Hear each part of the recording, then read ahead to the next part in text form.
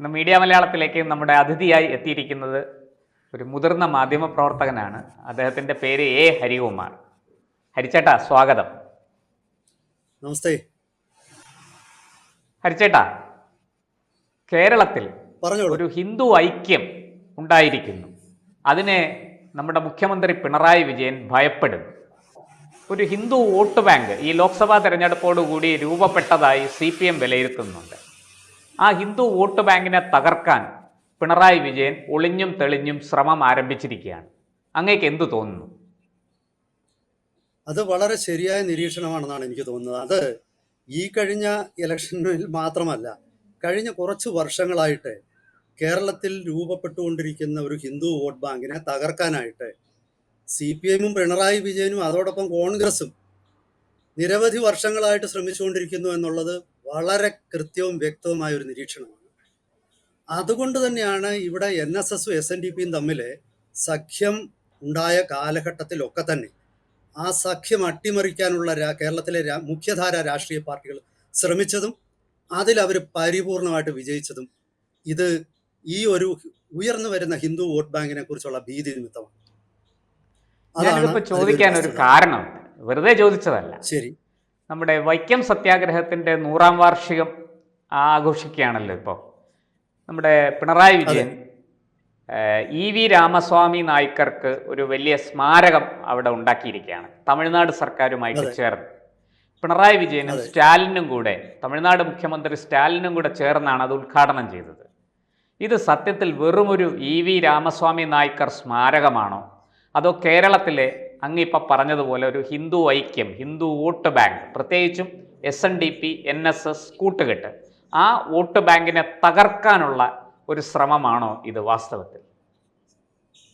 നമ്മൾ ആദ്യത്തെ പ്രശാന്തിൻ്റെ ചോദ്യത്തിന് ഞാൻ മറുപടി കേരളത്തിൽ ഒതുങ്ങി നിന്നുകൊണ്ടാണ് പറഞ്ഞത്. പക്ഷേ ഇപ്പോഴത്തെ ഈ ചോദ്യം എന്ന് പറയുന്നത് അതിന് കുറച്ചുകൂടെ വലിയ മാനങ്ങളുണ്ട്. യഥാർത്ഥത്തിൽ ഈ വൈക്കം സത്യാഗ്രഹത്തിൻ്റെ 100ാം വാർഷികം ആഘോഷിക്കേണ്ടത് കേരളമായിരുന്നു. നിങ്ങൾ ഒരുപക്ഷെ ഞെട്ടിപ്പോവും. ഈ 2023 തമിഴ്നാട് അസംബ്ലിയിൽ തമിഴ്നാട് മുഖ്യമന്ത്രി സ്റ്റാലിനാണ് ഇങ്ങനെ ഒരു ആഘോഷം സംഘടിപ്പിക്കാൻ തീരുമാനിക്കുന്നത്. അത് മനസ്സിലായി. അതായത് EV രാമസ്വാമി നായ്ക്കർക്ക് സ്മാരകം ഓൾറെഡി, അതായത് ഇപ്പൊ തന്നെ വൈക്കത്തുണ്ട്. അദ്ദേഹത്തിന്റെ സ്മാരകമായിട്ട് അവിടെ ഒരു ലൈബ്രറി ഉണ്ട്, എനിക്ക് തോന്നുന്നു ഒരു ആംഫി തിയേറ്റർ ഉണ്ട്, പിന്നെ അതുപോലെ ഒരു മറ്റ് ചില ബിൽഡിങ്ങുകൾ, കെട്ടിടങ്ങളും ഉണ്ട്. അപ്പോൾ 2023 തമിഴ്നാട് അസംബ്ലിയിൽ സ്റ്റാലിൻ പ്രഖ്യാപിക്കുന്നു 1 കൊല്ലം നീണ്ടു നിൽക്കുന്ന ആഘോഷങ്ങൾ നമ്മൾ സംഘടിപ്പിക്കുമെന്ന്. മാത്രമല്ല, തമിഴ്നാട് PWD ഡിപ്പാർട്ട്മെന്റ് ഈ അവിടെ നിലനിൽക്കുന്ന സ്മാരകം പുതുക്കിപ്പണിയും, രാമസ്വാമി നായ്ക്കരുടെ സ്മാരകം പുതുക്കിപ്പണിയുമെന്ന് പ്രഖ്യാപിക്കുന്നു. അതിലേക്കായിട്ട് ഏതാണ്ട് 8.14 കോടി രൂപ തമിഴ്നാട് സർക്കാർ അലോട്ട് ചെയ്തു. ഇത് അവിടെ കൊണ്ടും തീരുന്നില്ല. അതായത് തമിഴ്നാട് സർക്കാർ അരൂക്കുറ്റിയിൽ EV രാമസ്വാമി നായ്ക്കർ ജയിലിൽ അടയ്ക്കപ്പെട്ടു എന്ന് പറയുന്ന ജയില് അതും ഒരു സ്മാരകമാക്കുന്നുണ്ട്. അപ്പൊ തമിഴ്നാടിനെ സംബന്ധിച്ച് വളരെ ഒരു വലിയൊരു പദ്ധതി അവിടെ ഉണ്ട്. ഇത് കേരളത്തിൽ, അതായത് DMKയ്ക്കും CPIMനും ഇന്ന് സമാനമായ ചില പ്രതിസന്ധികളുണ്ട്. ആ പ്രതിസന്ധി കേരളത്തിൽ ഒരു ഹിന്ദു വോട്ട് ബാങ്ക് ഉയർന്നു വരുന്നത് പോലെ തമിഴ്നാട്ടിൽ ഒരു ഹിന്ദു വോട്ട് ബാങ്ക് ഉയർന്നു വരുന്നുണ്ട്. ഈ ഹിന്ദു വോട്ട് ബാങ്കുകളെ ഇല്ലാതാക്കുക എന്നുള്ളത് ഒരു പൊതുവായ ആവശ്യമാണ് CPMന്റെയും അതുപോലെ തന്നെ DMKയുടെയും. ഈ ആവശ്യത്തിന് വേണ്ടിയിട്ടാണ് അവര് ഈ ഒരു ചരിത്ര മുന്നേറ്റം, അതായത് കേരളത്തിലെ ഹിന്ദുക്കളുടെ ഒരു മുന്നേറ്റമായിരുന്നു വൈക്കം സത്യാഗ്രഹം. ഇത് ഞാനല്ല പറയുന്നത്, സാക്ഷാൽ മഹാത്മാഗാന്ധി ഈ വൈക്കം സത്യാഗ്രഹം നടക്കുമ്പോൾ ഇത് കോൺഗ്രസിന്റെ ഒരു പരിപാടിയായിരുന്നു. ഈ കേരളത്തിലെ കോൺഗ്രസിന്റെ ഘടകം എന്തുകൊണ്ടാണ് ഈ വൈക്കം സത്യാഗ്രഹം എന്ന് പറയുന്ന മഹത്തായ പ്രക്ഷോഭത്തെ CPMും DMKയും തട്ടിയെടുക്കുമ്പോൾ എന്താണ് മിണ്ടാതിരിക്കുന്നത്? എനിക്ക് അത്ഭുതമാണ്. കാരണം ഇത് ഇന്ത്യൻ നാഷണൽ കോൺഗ്രസ് സ്വാതന്ത്ര്യ സമര, ഇന്നത്തെ കോൺഗ്രസിനെ അല്ല ഞാൻ പറയുന്നത്, സ്വാതന്ത്ര്യ സമര കാലഘട്ടത്തിലെ കോൺഗ്രസ്സിൽ അന്ന് ഈ പരിപാടിയിൽ പങ്കെടുക്കാനായിട്ട് ബാരിസ്റ്റർ ജോർജ് ജോസഫ് എന്ന് പറഞ്ഞ മുതിർന്ന കോൺഗ്രസ് നേതാവ്, ബാരിസ്റ്റർ ജോർജ് ജോസഫിനെ അറിയണമെങ്കിൽ ഞാൻ കുറച്ചുകൂടെ പറയാം. അദ്ദേഹത്തിന്റെ സഹോദരനായിരുന്നു പോത്തൻ ജോസഫ്, പ്രമുഖ പത്രപ്രവർത്തകനായിരുന്നു. ഹിന്ദുസ്ഥാൻ ടൈംസിന്റെ ഒക്കെ എഡിറ്റർ ആയിരുന്ന പോത്തൻ അതെ. ജോസഫ്. ആ പോത്തൻ ജോസഫിന്റെ സഹോദരനാണ് ബാരിസ്റ്റർ ജോർജ് ജോസഫ്.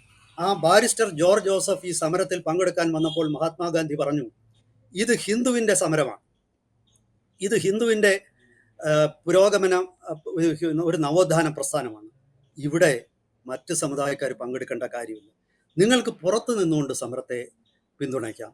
ഇതാണ് സമരത്തിൽ പങ്കെടുക്കാൻ വന്ന അകാലികളോട് അദ്ദേഹം പറഞ്ഞത്.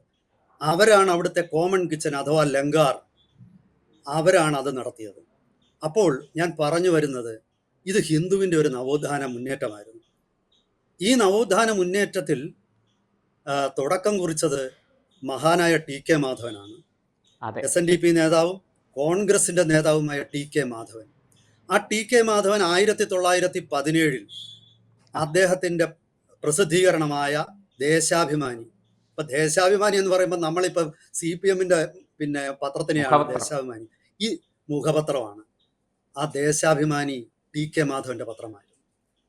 അതിൽ നിരന്തരമായി അദ്ദേഹം ആദ്യമായിട്ട് എഴുതി, വൈക്കത്ത് ക്ഷേത്രത്തിൽ, മഹാദേവ ക്ഷേത്രത്തിന് ചുറ്റുമുള്ള റോഡിലൂടെ നടക്കാനുള്ള അവകാശം കേരളത്തിലെ അവർണർക്കും, അതായത് പിന്നെ പിന്നോക്ക ദളിത് സമുദായങ്ങൾക്ക് ലഭിക്കണമെന്ന ആവശ്യം അദ്ദേഹം അവിടെ ആദ്യം തൻ്റെ പത്രത്തിലൂടെ എഴുതി. പിന്നീട് ഈ ആവശ്യം കോൺഗ്രസിനെ കൊണ്ട് അദ്ദേഹം ഏറ്റെടുപ്പിച്ചു. 1917 നടന്ന കാക്കിനട കോൺഗ്രസിന്റെ AICC സമ്മേളനത്തിൽ അവിടെ വെച്ച് ഈ ആവശ്യം AICC അംഗീകരിച്ചു. AICC പിന്നെ അതായത് ഈ വിവേചനങ്ങൾ നമ്മൾ ഹിന്ദു സമുദായത്തിൽ നടന്ന അയിത്തം അതുപോലുള്ള മറ്റ് വിവേചനങ്ങൾ ഇല്ലാതാക്കാനും അയിത്തോച്ചാടനം കോൺഗ്രസിന്റെ പരിപാടിയാക്കാനും തീരുമാനിച്ചത് കാക്കിനട സമ്മേളനത്തിലാണ്. അവിടെ തുടങ്ങി. ഇനിയും ഞാൻ പറയാം, ചോദിക്കൂ. ചേട്ടാ, അവിടെ ഒരു പ്രസക്തമായൊരു ചോദ്യം. ഇത് വാസ്തവത്തിൽ ടി കെ മാധവൻ തുടങ്ങി വെച്ച സമരമാണ്. പക്ഷെ ഇത് പിന്നീട് പല മഹാന്മാരായ ആൾക്കാർ ഏറ്റെടുത്തു. അതിൽ ഏറ്റവും പ്രസക്തമായൊരു കാര്യം, ഇപ്പൊ ടി കെ മാധവൻ SNDPയുടെ കൂടെ നേതാവാണ്. അദ്ദേഹം ശ്രീനാരായണ ഗുരുദേവന്റെ മാർഗത്തിൽ കൂടെ മുന്നോട്ട് പോയ ആളാണ്. പക്ഷെ ഈ സമരത്തിന് വലിയ പിന്തുണയുമായിട്ട് മറ്റൊരു സാമുദായിക നേതാവ് വന്നു, സാക്ഷാൽ മന്നത്ത് പത്മനാഭൻ. അദ്ദേഹമാണ് സവർണജാഥ വൈക്കത്ത് നിന്ന് അങ്ങോട്ടേക്ക്, അതായത് തിരുവിതാംകൂറിന്റെ തലസ്ഥാനമായ തിരുവനന്തപുരത്തേക്ക് നടത്തിയത്. എന്താണ് അതേക്കുറിച്ച് അങ്ങേക്ക് പറയാനുള്ളത്? ഈ ടി കെ മാധവൻ SNDPയുടെ നേതാവായിരുന്നെങ്കിലും മന്നത്ത് പത്മനാഭനുമായി വളരെ അടുത്ത ബന്ധം പുലർത്തിയിരുന്ന ഒരു വ്യക്തിയായിരുന്നു ടി കെ മാധവൻ.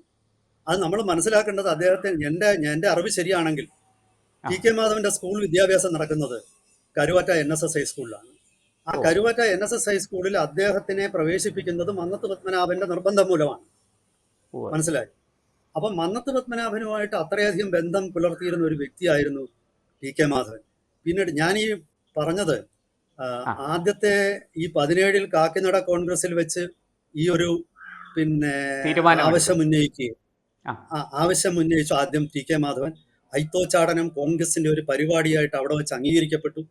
പിന്നീട് 1920 അദ്ദേഹം മഹാത്മാഗാന്ധിയെ തിരുനെൽവേലിയിൽ വെച്ച് കാണുകയാണ്. ഗാന്ധിയെ അദ്ദേഹം ഇതിന്റെ ആവശ്യകത ധരിപ്പിച്ചു.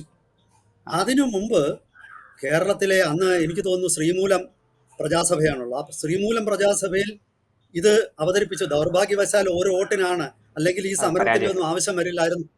അത് വോട്ട് ചെയ്തത് ഇതുപോലൊരു സമുദായത്തിൽപ്പെട്ട ആള് തന്നെ. ഞാനിപ്പോൾ അതിലേക്ക് പോകുന്നില്ല, അല്ലാതെ സവർണരാരും അല്ല അതിനെ എതിർത്ത് പരാജയപ്പെടുത്തിയത്. പക്ഷെ ഞാൻ അതിലേക്ക് ഇപ്പോൾ പോകുന്നില്ല. ഞാൻ പറയാൻ ഉദ്ദേശിക്കുന്നത്, ആ കാലഘട്ടത്തിലാണ്, കാരണം ഇവരെല്ലാം തന്നെ സ്വാതന്ത്ര്യ സമര സേനാനികളായിരുന്നു. NSS, SNDP, നമ്മൾ കാണുന്ന പോലെ നായന്മാർ വീഴവരും എന്ന് പറയുന്നത് ചില ആൾക്കാരുടെ ധാരണ പോലെ കടിച്ചു കയറാൻ നിൽക്കുന്ന ഹിംസ്ര മൃഗങ്ങളൊന്നുമല്ല. അവർ ഒരുമിച്ച് തന്നെയാണ് സഹകരിച്ചിരുന്നത്. ഈ പിന്നെ സമരത്തിൽ പങ്കെടുത്ത സമരത്തിലെ നേതാക്കന്മാര് മുഖ്യമായിട്ടും K. കേളപ്പൻ എന്ന കേളപ്പജി, KP കേശവൻ മേനോൻ, ഈ രണ്ട് സവർണ സമുദായ അംഗങ്ങളാണ് ഈ സമരത്തെ നയിക്കുന്നത്. ഈ സമരത്തിന്റെ മുന്നണി പോരാളികൾ അവരായിരുന്നു. നമ്മൾ പലപ്പോഴും ഇത്തരം ചരിത്ര വസ്തുതകളെ മറച്ചു വെക്കുന്നു. അതിന് രാഷ്ട്രീയ ലക്ഷ്യമുണ്ട്, അതിന് സമുദായങ്ങളെ വിഘടിപ്പിക്കുക എന്നുള്ളൊരു ലക്ഷ്യമുണ്ട്. ഇതാണ് മുമ്പേ പ്രശാന്ത് ആദ്യം ചോദിച്ച ഒരു ചോദ്യമുണ്ടല്ലോ, പിണറായി വിജയൻ ഇതിൽ നിന്ന് ഹിന്ദുക്കളെ പിന്നെ വിഘടിപ്പിക്കുവാണോ, ഉയർന്നു വരുന്ന ഒരു ഹിന്ദു വോട്ട് ബാങ്കിനെ തകർക്കാനുള്ള ശ്രമമാണ്? ഉത്തരം വളരെ വ്യക്തമല്ലേ പ്രശാന്ത്?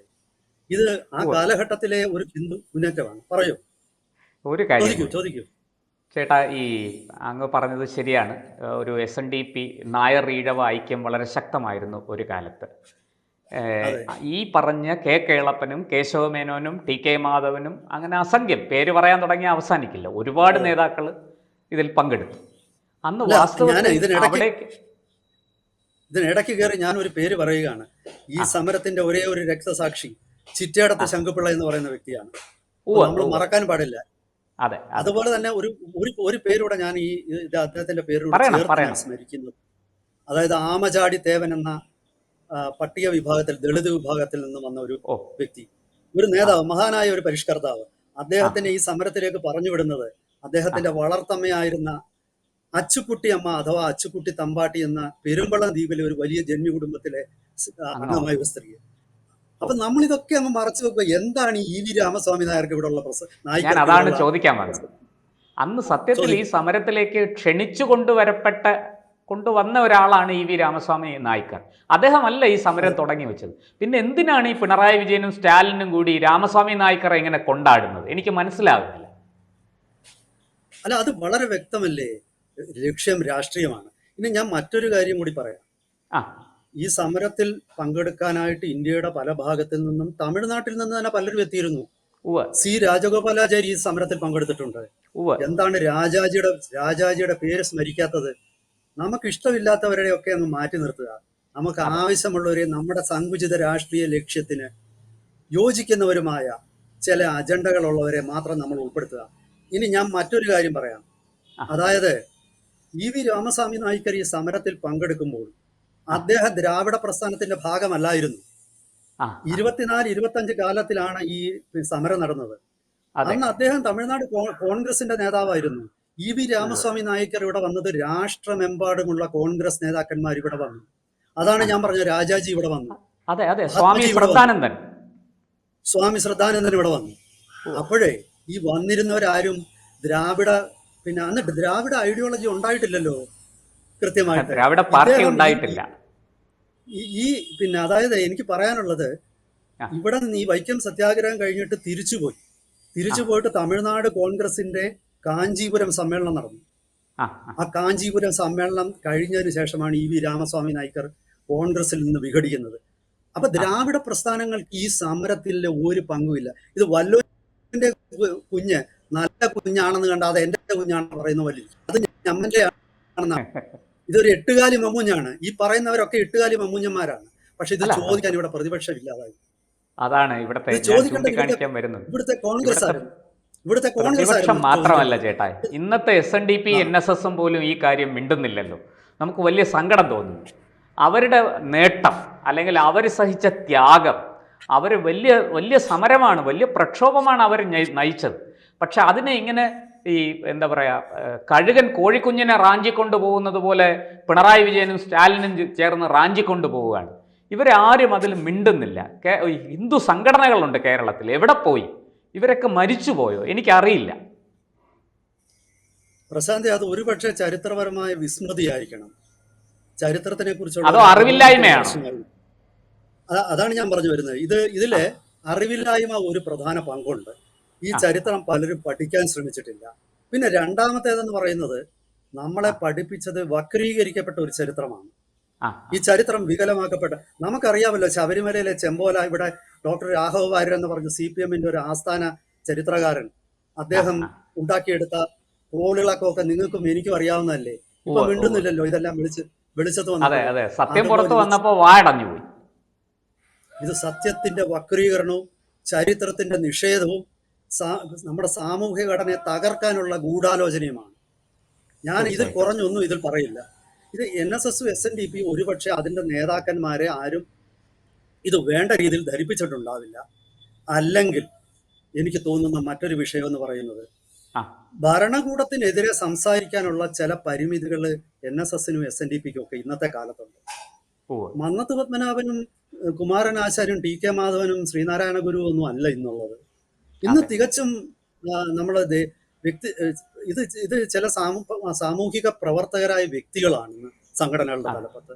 അതെ അവർക്ക് അവരുടേതായ പരിമിതികൾ ഉണ്ടാകാം. ആ ആ എനിക്ക് തോന്നുന്നു അതും ഒരു കാരണമായിരിക്കാം. അതും ഒരു ഘടകമാണ്. പിന്നെ പറയണം. രണ്ടാമത്തേത്, ആ നമ്മുടെ സമൂഹത്തിൽ രാഷ്ട്രീയ പ്രസ്ഥാനങ്ങളെ എതിർക്കാനുള്ള ഒരു ശക്തി ഇന്ന് ഒരുപക്ഷെ ഈ സംഘടനകൾക്കൊന്നും ഇല്ലായിരിക്കാം. കാരണം ഇത് CPM-നെ പോലെ ഭരണകക്ഷി സംസ്ഥാന മുഖ്യമന്ത്രിയുടെ പ്രത്യേക താല്പര്യമെടുത്ത് ഉള്ള ഒരു ആ. വിഷയമാണ്. ആ. അപ്പൊ അതിനെ എങ്ങനെ എതിർക്കും?